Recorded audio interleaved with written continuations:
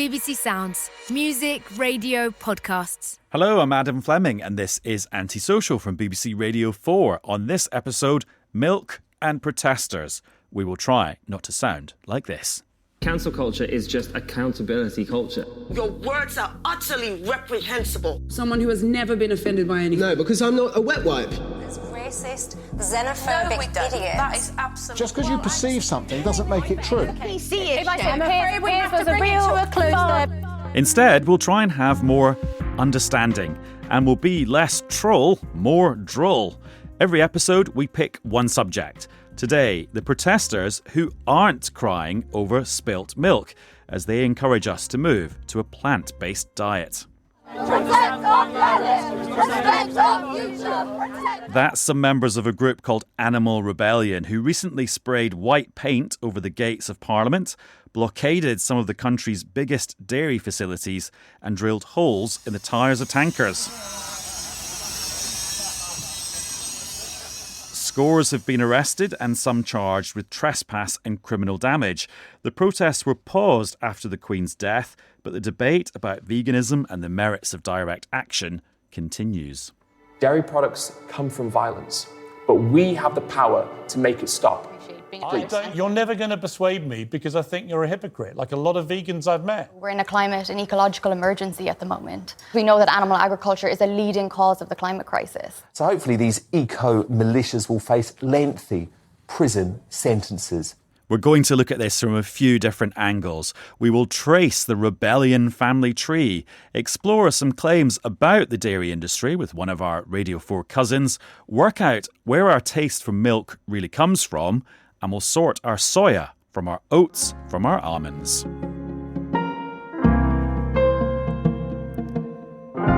As usual, I'll have two people with me live on AntiSocial throughout the hour to talk us through the topic from their different perspectives. First of all, Rachel Evans is director for the campaigning organisation Countryside Alliance Wales. Hi, Rachel. Hi. Thank you very much for joining us. Now, the Countryside Alliance kind of came into the news a lot when you opposed the fox hunting ban in the early noughties. What else is on the agenda of the Countryside Alliance? Well, we've got a very wide portfolio, and it's all about the management of the countryside and making sure that we do our best to promote and protect the countryside and actually how it works.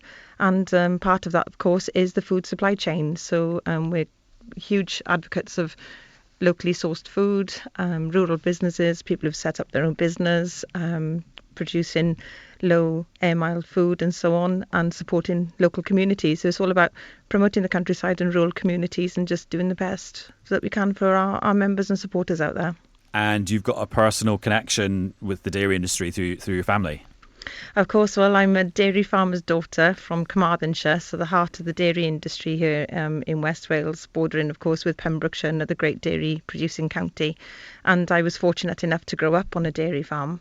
And so, I was very involved in farming from a very young age. It was part and parcel of being that farm kid. Any cows on the road on the way to the studio? Not today, and very little tractors because we're coming to the end of the harvest season, just grabbing the last of the weather. Great, conjured up a lovely picture there. Also with me in the studio is Gavin Winterwell, who runs a vegan cafe in North London. Hi, Gavin. Hello. Now, your cafe actually wasn't always vegan, was it? What was the menu journey you've been on?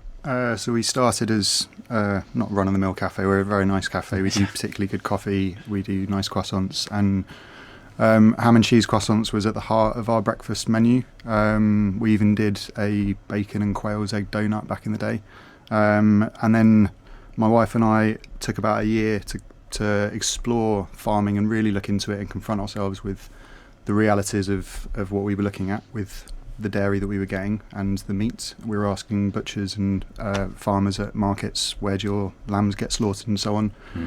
And it took a year, but eventually we got to the point where we were like, we need to stop eating all of this stuff. And slowly we were cutting out things. And then another 9 months later, I was making a ham and cheese croissant in the cafe in the morning and felt like I was laying slices of my cat's on the croissant and thought, I really got to stop this, because what's the difference? And so then 6 months later we went vegan in the cafe after a good campaign to convert our customers. Yeah, how did you bring the customers along with you?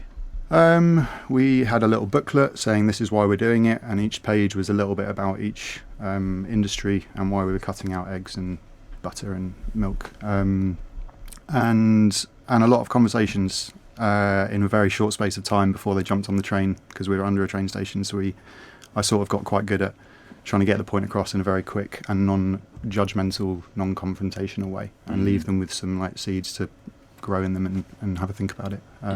Metaphorical seeds. Yes. Yeah. Yes. Help me out with the terminology here, Gavin. We used to talk about veganism as opposed to vegetarianism, but now we talk about things being plant-based.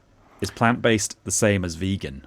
It depends. There's no clear-cut definition of it. I think the vegan movement, and particularly the sometimes antagonistic side of it, can put people off veganism, which is just stop using as much as you can animal products or causing the least harm to animals.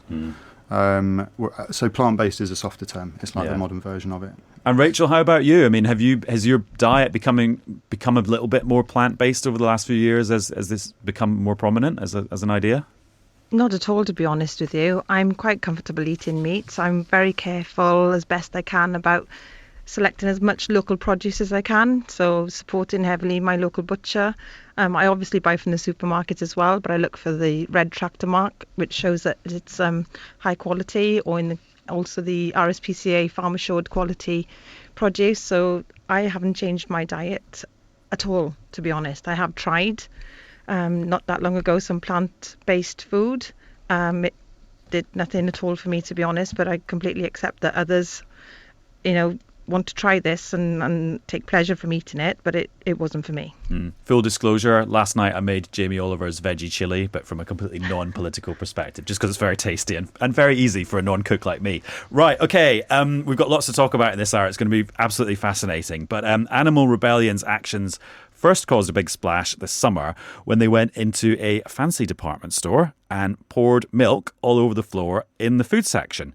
That led to people online saying they were wasting milk and causing havoc and ruining the lives of normal, hardworking people.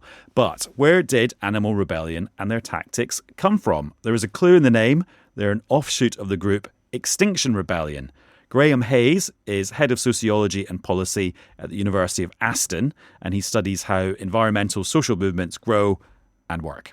Animal Rebellion was set up in 2019, and they first made a series of actions during Extinction Rebellion's second period of rebellion. They're a relatively small group. They are fairly light on the ground. They're fairly fast. They're looking for an immediate transition to plant-based systems. But of course, even with the best will in the world, if that was going to happen, it would take time to happen. So they're really about trying to create a media event to try to gain attention and to push the issue up the media agenda. And this rebellion tag, is that becoming a sort of brand name? How is that working? Well, I think Extinction Rebellion has changed the game a little bit in this. And one of the things about Extinction Rebellion is that it's very decentralized. We've seen a lot of other organizations develop in the wake of Extinction Rebellion. Animal Rebellion is one, but we also got to think about things like Insulate Britain and Just Stop Oil and the tire extinguishers. Oh, and you mentioned the tire extinguishers. They're the people who go around letting down the tires of SUVs in wealthy areas. Yeah, that's right. And so we can see these as kind of pop-up organizations which may come onto the scene and last for 2-3 years. And their idea is not to last forever. It's not to still be here in 15 years' time, for instance. It's in order to create an issue and to drive that up the policy agenda. You say it's decentralized, but is there a bit of a kind of rebel alliance, not to sound too Star Warsy?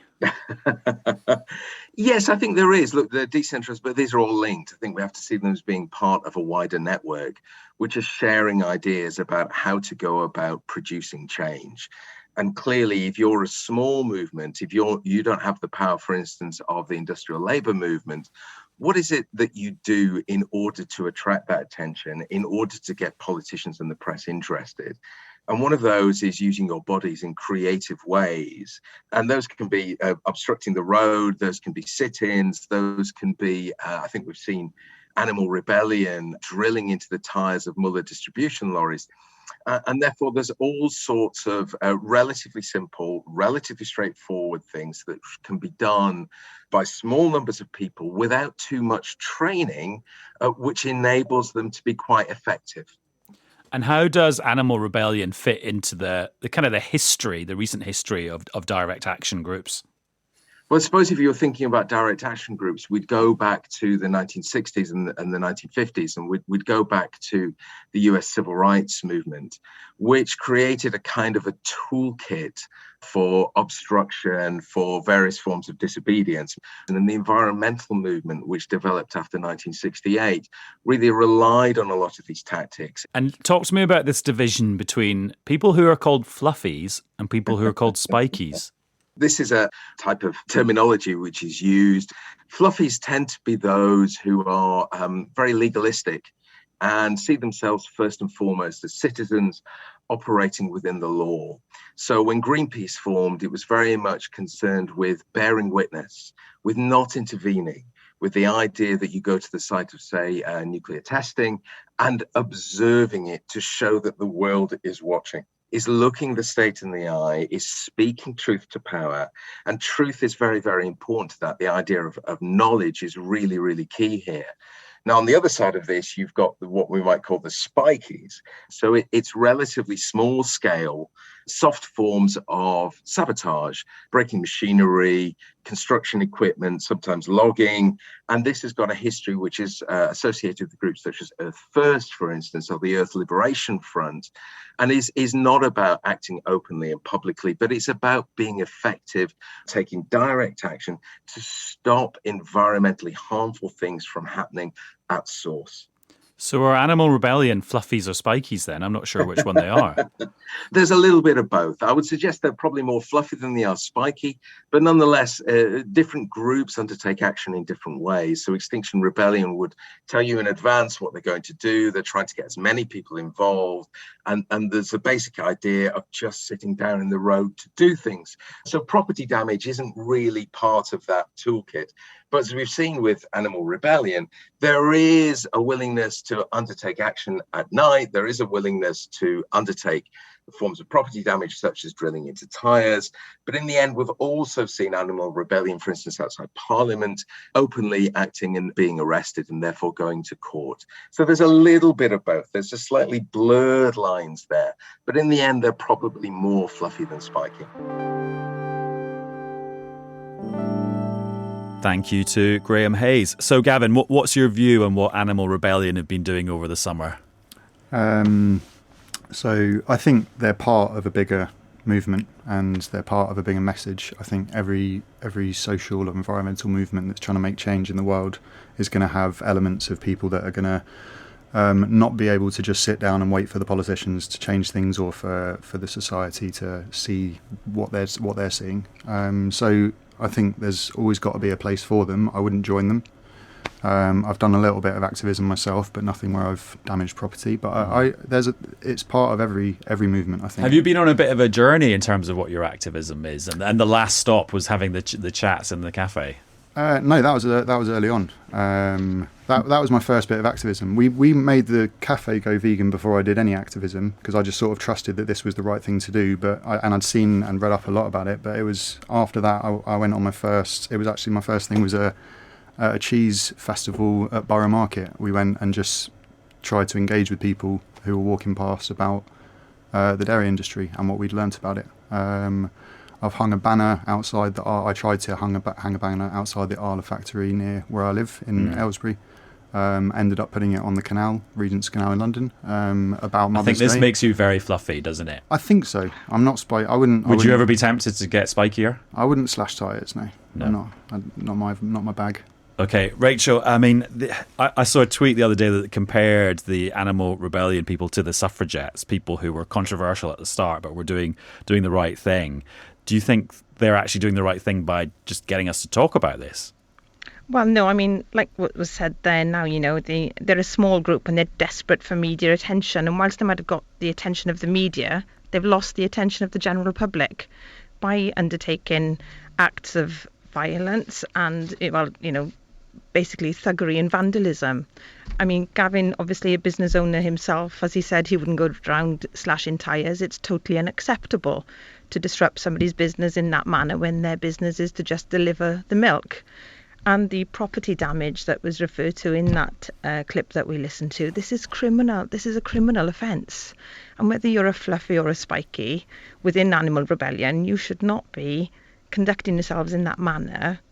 And when it was mentioned that it was soft forms of sabotage, breaking machinery, this is actually criminal damage. And by undertaking these events, these showcase events, where they think that because they've been filmed and it's on the news that actually they're making a difference, they're not. They're turning people off.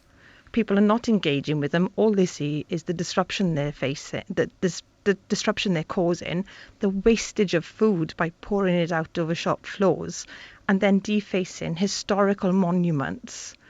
That does not win you the argument. If you want to talk about veganism, then go out and talk about it and practice it. But by undertaking these acts of vandalism, I'm afraid it just switches the general public off. Rachel, I mean, farmers have been known to tip milk down the drain as a bit of a protest. No, farmers were forced to tip milk down the drain when the milk quotas came in. There was nowhere else to send it, because when the quotas came in, they based your quota on what you were milking 2 years previously. We were part of that. We didn't tip milk down the drain, but we ended up with a surplus of livestock. We were breeding our own livestock for replacement, which is what I'd need to go into a bit more detail. But farmers wouldn't intentionally tip milk down the drain. They were forced to because of the milk quotas. I may be thinking of French and Belgian farmers outside the European Parliament then. Gavin, isn't there a risk, though, that for this cause, which you care about the same things as Animal Rebellion, you would use different tactics. But, I mean, I've seen tweets where people say, right, I'm going to stuff them, I'm going to have a steak tonight. Is there a danger that this is actually counterproductive? I suppose time will tell. It's not. I wouldn't look at just the one thing that they're doing or the series of things that they've done in the last few weeks and say 2 weeks later, has it worked or not? It's getting me on the show with Rachel. We're talking about it in the middle of the day on a Friday. So I think it's part of the journey. It took me a year to, after watching the first animal having its throat slit or whatever, like horrible stuff I saw, and I keep watching sometimes, but not as much as I used to.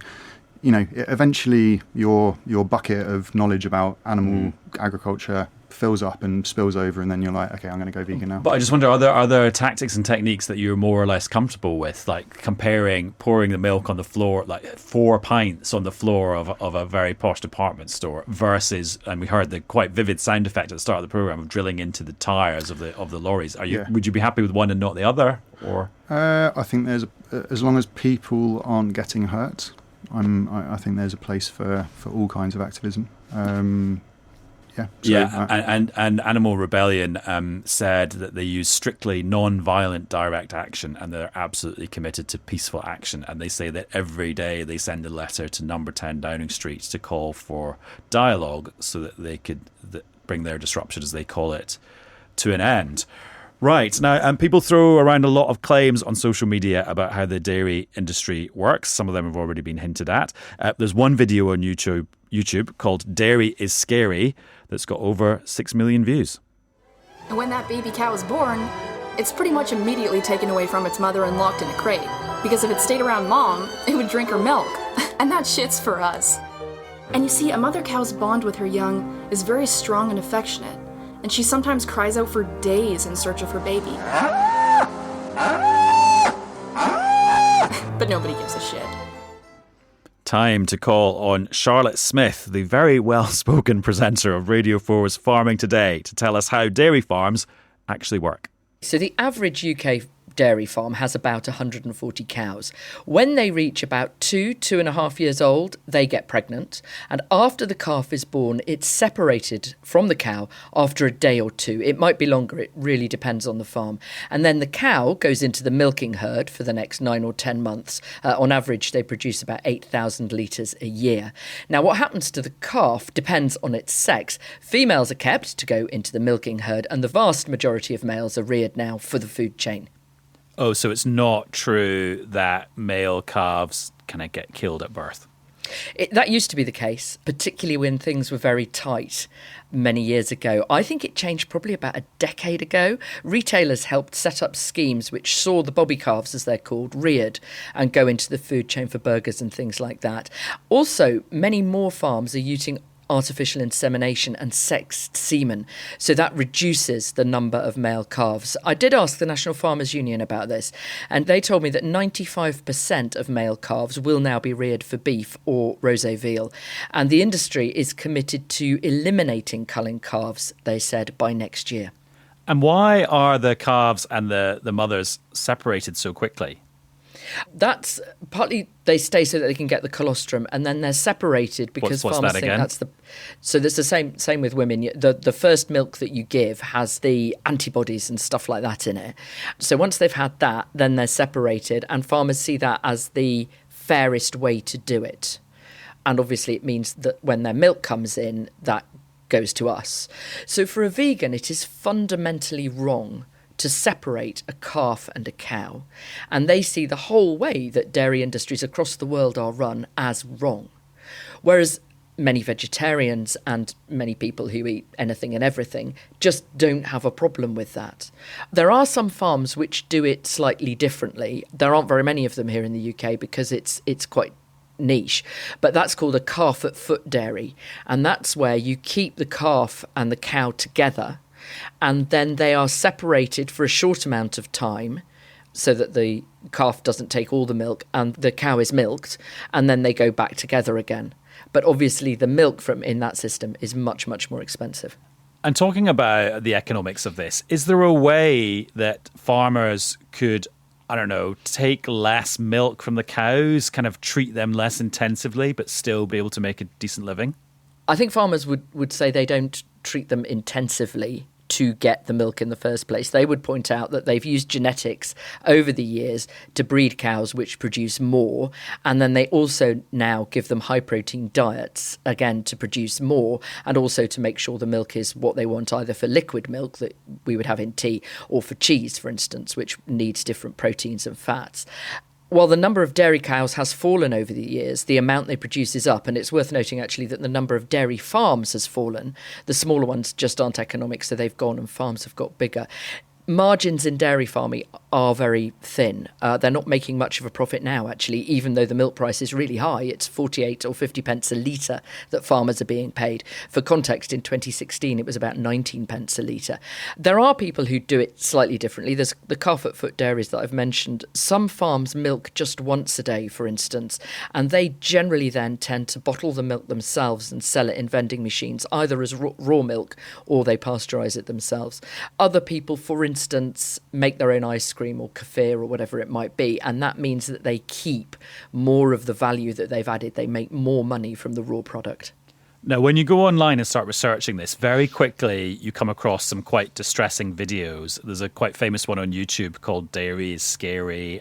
And Panorama did an episode this year which saw some undercover filming of cows being kicked and hit with spades. What do we know about animals being mistreated or abused? Well, it's illegal for a start. I asked DEFRA just to check what all the rules were, and they sent me pages and pages of Animal Welfare Acts. They've also got an action plan on animal welfare.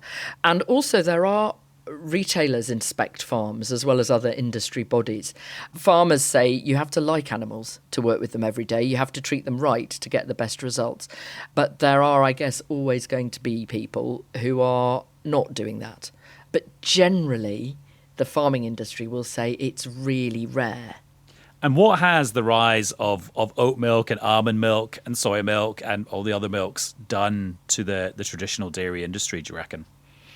Yeah, surprisingly, actually, the statistics say it hasn't had that much of an impact. So 99.3% of households have purchased a real dairy product, as the industry would put it, in the past month. That's dairy industry figures. The Vegan Society report in July this year said that in a survey they found 8% of people in the UK are cutting back on dairy or eggs. And there has been a fall in sales of milk. Now, the dairy industry thinks that's largely people drinking less tea and more herbal teas and not having milk and cereal for breakfast but grabbing a cereal bar instead, because actually sales of other dairy products like cheese or yoghurt are up. Thank you to Charlotte Smith, and lovely to hear her in a different part of the day. Rachel, when you were growing up on a dairy farm, how did you feel about this idea of calves being separated from their mothers very young? Well, we understood the reasons why, and we were, as kids, often in charge then of looking after those calves during milking time. We'd be there to help my father transfer that calf from suckling a mother to sucking out of a bucket, and to do that you'd put scoops of cow's milk still from the milk tank into your hand and get the calf to suck your fingers. So it was a really enjoyable process, to be honest, and the welfare of that calf then was absolutely paramount. But you don't know if it was enjoyable for them.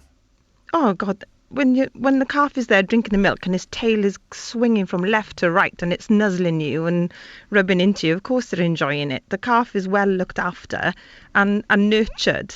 So there's, we never saw anything at all wrong with it. It was part, I suppose, that's all right for me to say because we were brought up in that environment. And don't get me wrong, it was hard when you'd perhaps been fussing over one of the bull calves and you know that bull calf was going off to market. And there were tears shed when we were kids and indeed as adults.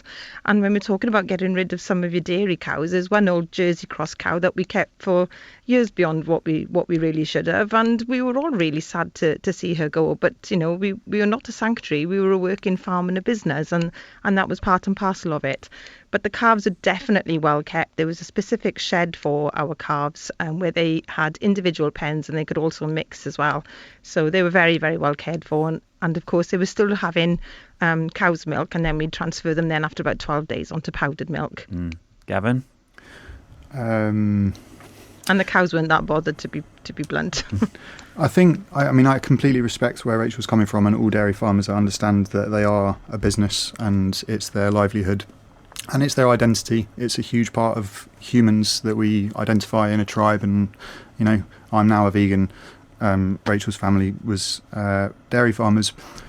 And as she said, they knew the reasons why they were taking the calf away from the mother, because it's a business, and I get that. But now we have alternatives that don't get in between a mother and its calf, and they are like us in many more ways than just colostrum. Mother cows have oxytocin, which is the love hormone that skin contact between a mother and its newborn baby. It increases oxytocin, it increases milk supply. That's really important. Apparently, if you play gentle music to cows, University of Leicester did a study, they produce more milk because their oxytocin levels go up. There is this relationship between a mother and its calf, and I think it's really sad to think that 2 years in it gets artificially inseminated, or however, a bull's in the field, has a calf, taken away, milked for 10 months, pregnant during that, has another calf, and again and again and again, until it's not productive enough, and then is culled. Yeah, I hadn't heard about this concept of the calf at hoof thing, where you actually keep the cow and the calf together for much longer until Charlotte explained it to me. How do you feel about that? If we all lived in a world where we would be paying 10 quid for a litre of milk, then the environment would be doing a lot better. And would you pay a tenner? Would you? You just wouldn't do it at all. You wouldn't get it at all. If I went and bought a farm, bought a house on farmland and had space for some ex-battery chickens, and they weren't eating the eggs when they were laying them, I might eat eggs. I think veganism in its modern form, particularly with the animal rebellion side of things, has come off the back of industrialised farming and the exploitation of the environment, and in this case, the female reproductive system of cows. Rachel, you painted a lovely picture there of your childhood, your bucolic childhood. Do you think that the industry has changed for the worse though since then? And we heard a reference there to kind of factory farming and industrialised farming. I don't think the industry has changed for the worst. I mean, the industry has had to change. And, the smaller, as we've heard in that clip, the smaller farms are just not productive. And sadly, as a dairy farm, we were probably one of them. We had, around about 50 milking cows. We would have had more, but the milk quotas came in and based what you were allowed to milk on the 2 years previous. We always had our cattle on a grass-fed, grass-based system. It was, I suppose, what you would seem now to be, or would be deemed now to be old-fashioned. They were tied up in a cowshed in a row of 24 at a time. Now, of course, you have much more modern milking parlours, which are much better because they're far more efficient. You have to move with the times. The dairy cow is a cow that's really well looked after. I'm thinking of a farm in particular that I've seen a lot of. This summer, sprinkler systems installed because of the hot weather, deep sand beds for them to lie on, because cows like to lie on their own, and that's why the calf at foot system doesn't really work that well in this country, because cows are they lay down in cubicles, so they have their own individual cubicle, and then they can reverse out and off they go to eat and to drink and what have you, and then they go back in to lie down and chew their cud. So the system doesn't really suit that calf at foot, but some in this country might want to try it. But you see brushes set up on the side of the cubicles for cows to be able to go under. They stand under there, they automatically come on, and they can get their back scratched. So things have moved on. We do have bigger farms, but we also have a lot more sort of techniques then to enhance the well-being of that dairy cow. So I think there's pros and cons. I like to see this, I'd love to see sort of smaller herds sort of re-emerging, but it's just not cost effective. I don't think I'd want to go back milking to be sort of having to be there twice a day. Wherever we went as kids, we had to be back by 4 o'clock for milking. So the farmer is really, really committed. And like Gavin said, yes, it was our business, but it was our livelihood, but it was our way of life. And, we were very fortunate to have to work hard for that. We had to work hard for it, but we were very fortunate to be able to live that life. I mean, it's fascinating to hear about. I'm just going to bring it back to Animal Rebellion now, because I think it would be worth spending a bit of time working out where they came from. Sorry, we've actually already done that, haven't we? So what we need to do is talk about actually what they're trying to do here. And one of their big messages is about sustainability and the environmental impact of dairy milk versus alternatives. So we thought we'd check that out with Rosie Green, who's a professor in sustainability, nutrition and health at the London School of Hygiene and Tropical Medicine. And she's got the data to help us to try and make sense of some of those claims. Rosie, just give us a very simple idea about how researchers such as yourself go about calculating the environmental impact of different kinds of milks. Well, there are a few slightly different ways of doing this, but probably the most popularly used method is a method that's called life cycle assessment. And essentially what that does is it accounts for the greenhouse gas emissions produced and the resources used and sometimes the amount of pollution produced all the way along the stages of production of all the different foods. So, for example, that could include the emissions that are produced by changing land from natural cover to farmland. It could include things like the CO2 produced by farm machinery. It's the food for the livestock, the methane produced by the livestock themselves. And then it can go all the way along to the food processing, the packaging and the transport. And all of those are added up to produce a number which estimates the emissions or the resources used for that whole food in its production. And to what extent is there a sort of agreed methodology that everyone can sort of get behind? I think life cycle assessment, or LCA as it's often called, is quite well agreed upon. There are other slightly different ways of measuring things, but I think there's a fairly good degree of agreement that that's quite a robust accounting tool to use. Okay, well, we're now going to try and do something that's quite tricky on radio, because actually you want to just see a table or a spreadsheet, but do the simple comparison between cow's milk, soya, almond and oat milks for us. Okay. So we know that for dairy milk, there are some significant environmental impacts. It's burps in particular. People often think that it's more farts, but it tends to be more burps from cows. Because cows are ruminants, they produce a lot of methane, and that is a very powerful greenhouse gas. It's more powerful than carbon dioxide. And so the animals themselves are really contributing to global warming, and also that, it can contribute to deforestation in the Amazon for livestock feed. It uses quite a lot of water to feed the livestock and keep their environments clean. And it also uses quite a lot of land. So all of that adds up to emissions of about 3 kilograms per litre for dairy milk. And to give you some rough comparisons for other types of milk, they would be around 1 kilo a litre, and sometimes a little bit less. So almond milk is probably the lowest greenhouse gas emissions. That's about 0.7 kilos per litre. And then oat milk would be about 0.9 and soy milk's around 1 kilo. So dairy milk is producing around 3 times the emissions per litre compared to plant milks. And then also, if you want to factor in other dairy products such as cheese, those emissions would be higher again because it takes more milk to produce a kilo of cheese. Okay, so that's one factor that we can look at there. Is there another impact or factor that we should take into account that maybe we don't notice enough? People do talk about deforestation being associated with soy milk in particular. And clearly, soybeans are responsible for quite a lot of deforestation in the Amazon. However, about 75% of the soybeans that are being grown in the Amazon are actually going to animal feed rather than for human consumption. So actually, it's more of a problem for dairy milk than it is for soy milk. Most of the soybeans that are grown for human consumption are grown in Europe. So almond milk, it uses very little land and has quite low greenhouse gas emissions, but it does use a lot of water to grow the almonds. And that could be really poor for sustainability, particularly if those almonds are being grown in areas that are prone to drought, which tends to be a problem in California where they do grow a lot of almonds. And so it depends what criteria you're talking about, how damaging a particular type of milk could be. We know from our research that plant milks are around 50% more expensive than dairy milk on average at the moment. And that's definitely going to be a factor for people that might prevent them from switching away from dairy. And when people say to you, what is the best thing that I should have with my porridge or my cereal in the morning? What do you say? Well, I would say that oat milk is quite a sustainable alternative all round. It tends to have quite low environmental impacts across the board. Oats can be quite easily grown in the UK. That does mean that you're having oat on oat if you're having oat milk on your porridge, but I've done that and it's quite nice.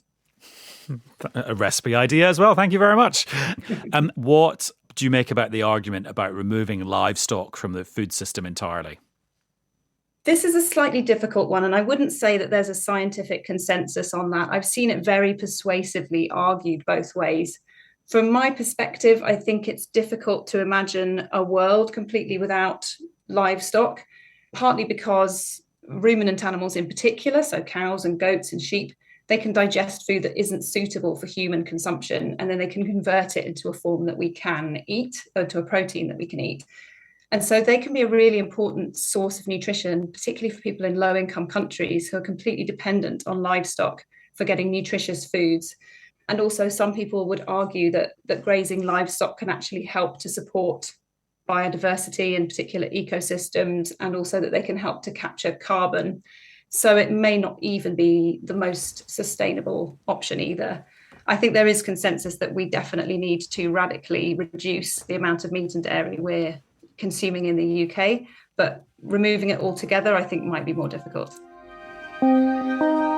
Thank you to Rosie Green. You're listening to AntiSocial live on BBC Radio 4 and also a podcast on BBC Sounds. If you'd like to talk online about what we're talking about right now, you can use the hashtag BBC AntiSocial. And with me throughout this whole hour are Rachel Evans from the Countryside Alliance Wales and vegan cafe owner Gavin Winterwell.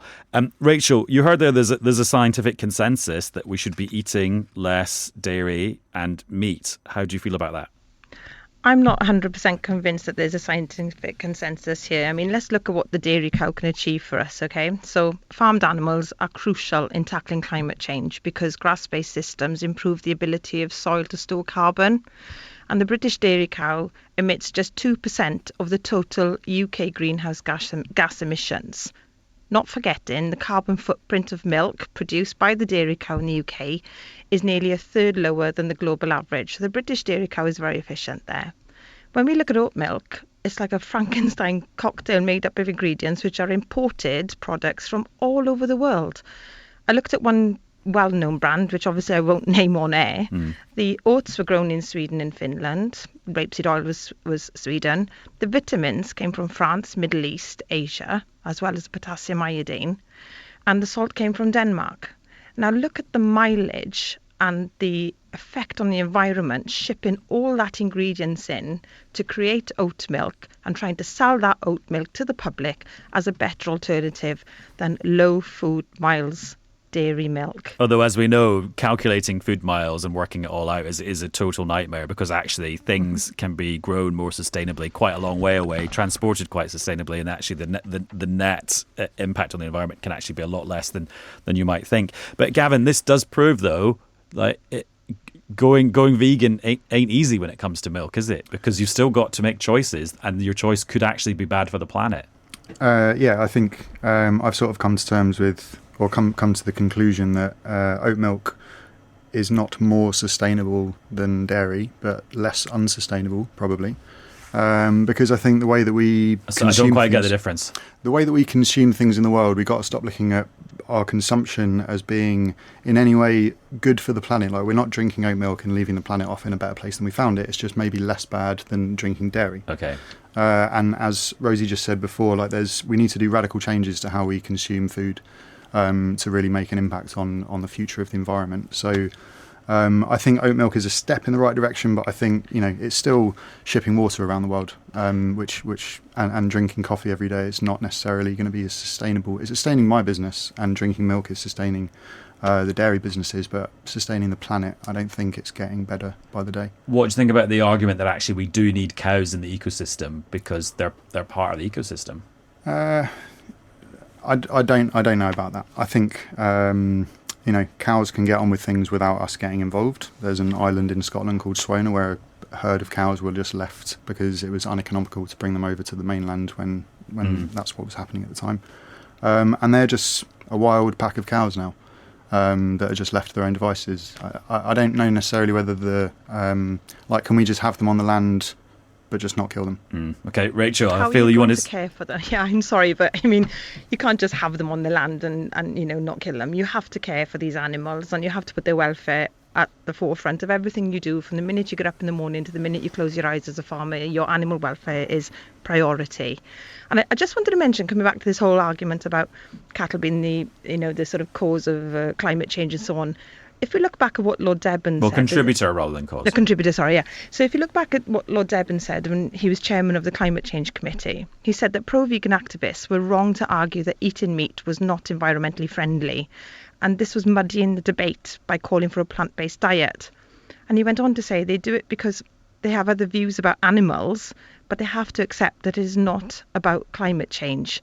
So the whole argument wanting to go vegan to protect your planet is really muddying the debate about the real need for us to combat climate change and to do something about that in its urgency. And farmers are playing a crucial role by having farmed animals that are grazing the landscape, and also farmers are undertaking tree planting schemes. So our farmers are much more than producing the food that we eat. They're also huge environmentalists and conservationists, and that will not happen unless they are farming livestock alongside. Okay, right. Well, we've talked about some of the facts and some of the data and heard some of the arguments. There's also this sort of visceral attachment, though, that some people have to milk in the UK, which got us wondering, where does that feeling actually come from? Peter Atkins is an emeritus professor of geography at Durham University and who's done a lot of research on the history of milk in the UK.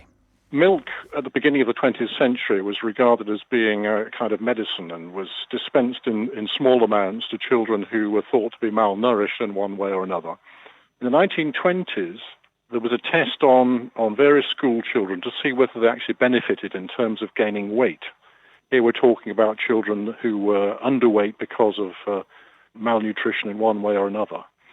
And it was thought at that time, although actually since then we've found that the statistical methods they used weren't perfect by any means, But anyway, people were convinced that milk was a very good source of food for growing children. And this coincided, coincidentally, with a movement to increase milk sales by the milk industry. And this was also a period when milk was being overproduced. In fact, something like 3/4 of the farmers in the country were producing milk to a greater or lesser extent. The National Farmers Union, being one of the most successful of all lobbying groups in the history of this country, thought, well, in that case, we need to lobby the government to provide a government subsidy to spread out school milk as far as we possibly can. The problem was that a lot of dairy produce was being imported from Canada, from Australia, from New Zealand, and there were some members of the Conservative Party who were very much against this for political reasons. Was there a politician in that period who was really driving this? This was Walter Elliott, who was the Minister of Agriculture, yes. Say, sir, what is the scheme? Well, it's a scheme very much the government with the Milk Marketing Board combining to get school children. In 1933, this is the crucial date when the government decided to make it into their policy. They took it over from the National Milk Publicity Council and they subsidised it. Why did the government do this, Mr. Elliott? I'll tell you, first and foremost, milk is good for you. It's good for everybody, but it's especially good for children. It makes them strong and tall. How much was it about weighing up what was good for the children and what was good for the farmers? I think the way I would sum that up is that it was mainly about the farmers because there was a supply side issue. There was a glut of milk which the farmers wanted to shift. So they were very happy to persuade the government through the National Farmers Union to partly subsidise this new big scheme of milk in schools.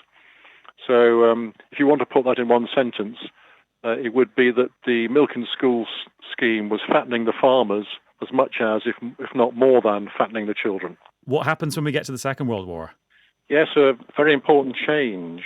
The Ministry of Food took over this policy in 1941, and in cahoots with the Department of Education, they tried to spread it out to all children. In fact, Winston Churchill probably was behind this as Prime Minister by then. Let me say, there's no finer investment for any community than putting milk into babies.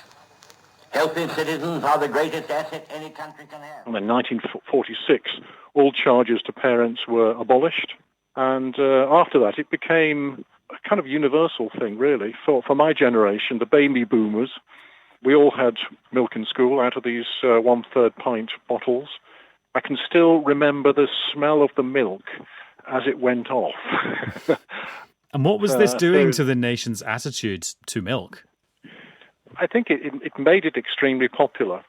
One of the original motives of the farming industry was to train consumers to have a product which they wouldn't necessarily have been familiar with because it would have been too expensive in the early days.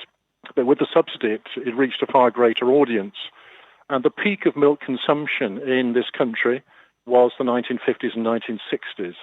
And you'll be familiar with the withdrawal of school milk in 1971, Thatcher milk snatcher. Now, most parents can afford to provide their own children with milk or to give them money to buy milk. The Labour Party actually withdrew milk for secondary schools. Then Mrs. Thatcher, possibly against her political judgment, I don't know. Obviously, she was encouraged by Ted Heath, who was the Prime Minister at that time, to reduce costs. So her view was that it should be withdrawn to children between 7 and 11. But in her memoirs, she says that it maximised the amount of political damage and minimised the amount of political gain for her. Milk at home isn't often available, especially in families where the income is very low. Well, it's really essential because I can't afford to give them the milk at home, and if they didn't get it at school, then they just wouldn't have it at all, and their health would lack, very badly. And then after that, some schools, particularly private schools, kept on with school milk, but the consumption of milk fell by about a half. I'm talking about the general population now, not school milk. Between 1971 and the present day, it's fallen by about 50%. So if you believe the idea that you train your consumers and they keep on with the consumption throughout their lives, then that suggests that the withdrawal of milk was a bad thing for the dairy industry. Thank you to Peter Atkins, and the National Farmers Union told us they continue to support school milk schemes and that the scientific and medical communities agree that milk provides significant nutritional benefit to both adults and children.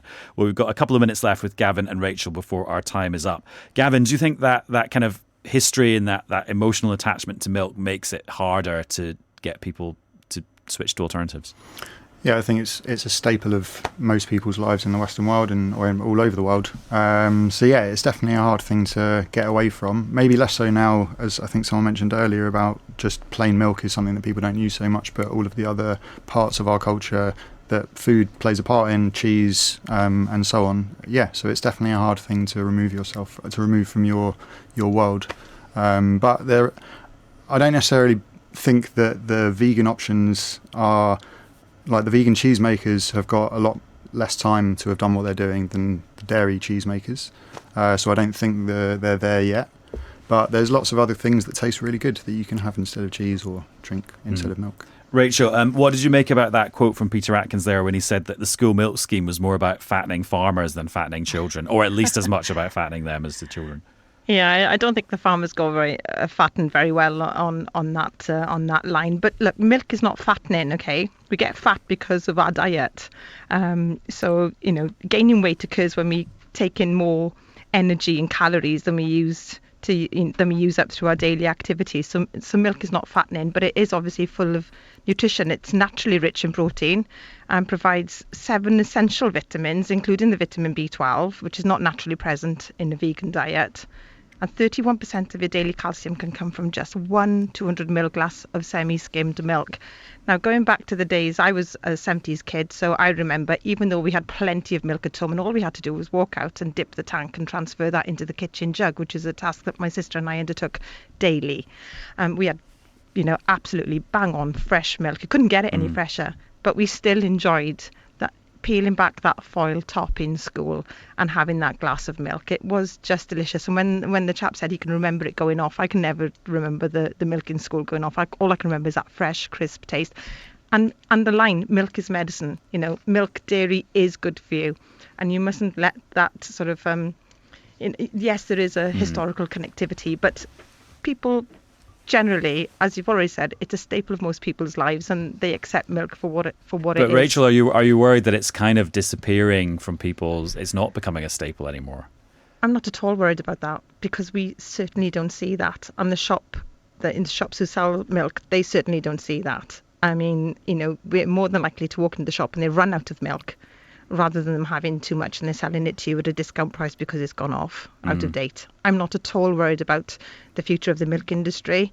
What these protests are doing in London and different places, the slashing of tyres, the thuggery, the vandalism, is putting people off the cause.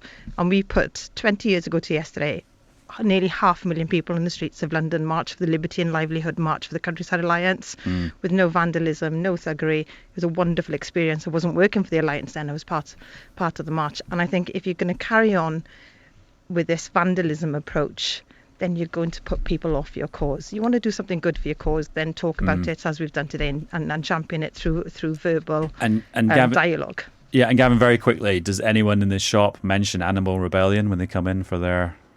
No, we don't actually promote ourselves as a vegan cafe. Okay. There's not many words about it in the Fair shop. We just let people have great food and drink. And Fair enough. Well, and that's where we're going to leave our great conversation this week. Thank you to my guides, Rachel Evans and Gavin Winterwell, and to all our guests. You can get in touch online.